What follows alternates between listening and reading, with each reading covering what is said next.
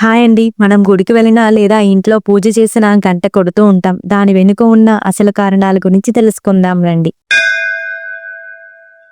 భగవంతుడి ముందు గంట కొట్టడం వలన ఆ శబ్దానికి దుష్ట శక్తులను మరియు నెగెటివ్ ఎనర్జీని దూరం చేసేంత శక్తి ఉంటుందంట.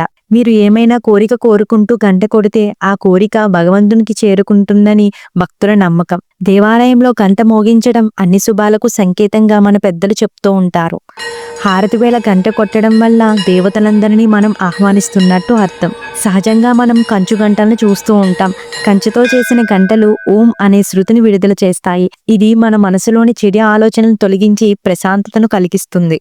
మన పురాణాల ప్రకారం గంటల్లోని ప్రతి భాగం ఒక దేవతాశక్తిని సూచిస్తుంది. నాలుకలో సరస్వతీదేవి, ముఖంలో బ్రహ్మ, కడుపులో రుద్రుడు. ఈ కారణంగా గంటను సకల దేవతా స్వరూపంగా భావిస్తారు. మన ఇంట్లో కానీ గుడిలో కానీ పూజా సమయంలో గంట మోగిస్తే శుభశక్తులను ఆహ్వానిస్తున్నామని అర్థం. దీని శబ్దం వల్ల మనకి మానసిక ప్రశాంతత కలిగిస్తుంది. ఇలాంటి మరికొన్ని ఇంట్రెస్టింగ్ విషయాలు తెలుసుకోవడానికి మా ఛానల్ని లైక్ చేయండి, కామెంట్ చేయండి మరియు సబ్స్క్రైబ్ చేసుకోండి. Thank you.